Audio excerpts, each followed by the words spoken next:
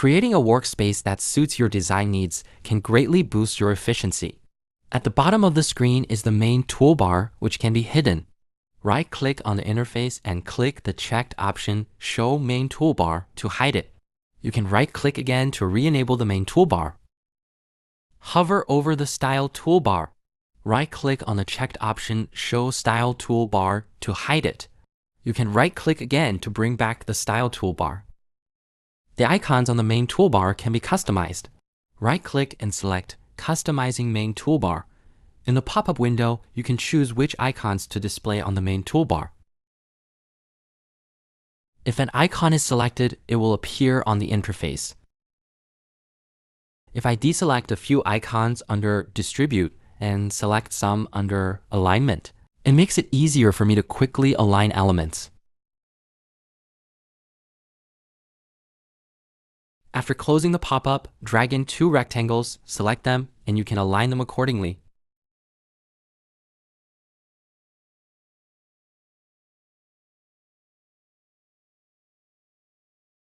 Now, let's customize the pane panels. Drag the pane buttons to rearrange their positions. You can also adjust the width by dragging the edges of a pane. Additionally, you can drag and float a pane anywhere on the interface. A pane can snap to other panes or to the screen edge.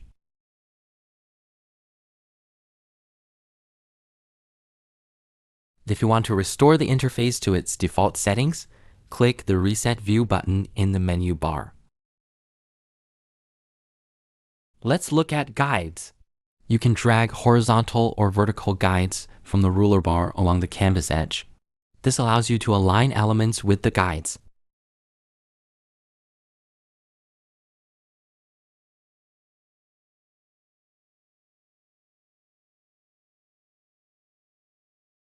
Right-click on the guide to lock a guide, preventing it from being moved or deleted.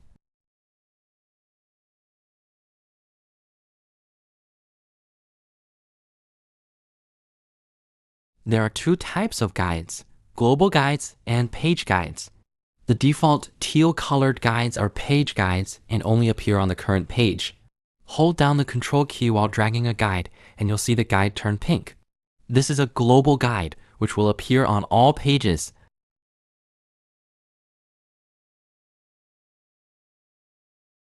To delete all unlocked guides, click on View Greater Than Rulers, Grid, and Guides in the menu bar and select Delete Guides.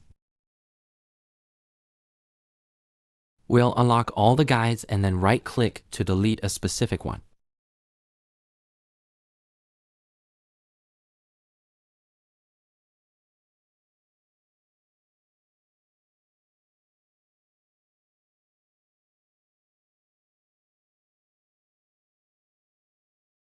You can also drag other guides to the edge of the screen to remove them.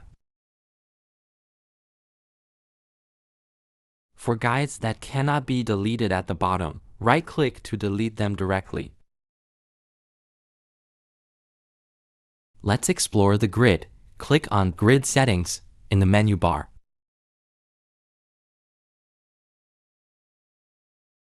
In the pop-up window, you can adjust the grid settings, such as changing the grid style and displaying the grid.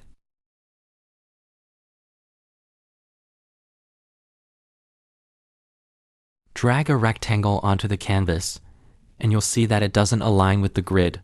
Click on the Snap to Grid option in the menu bar, and the rectangle will snap to the grid.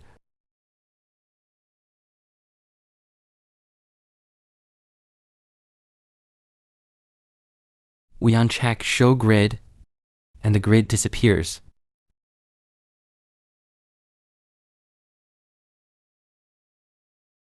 Then we select Creating Guides.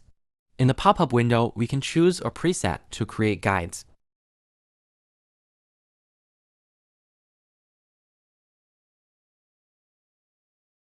You'll see the vertical guides with the gaps on the far left and right representing the margins, which we'll illustrate with rectangles.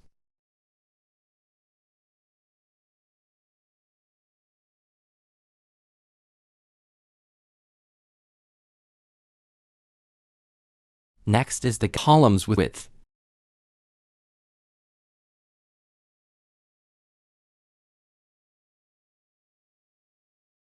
And the space between guides is the gutter width. Since we haven't set any rows, it defaults to 0, so we only have columns with no rows. Guides can be used for grid-based layouts. With them, we can create organized designs that give a sense of order. Click on Guide Settings in the menu bar.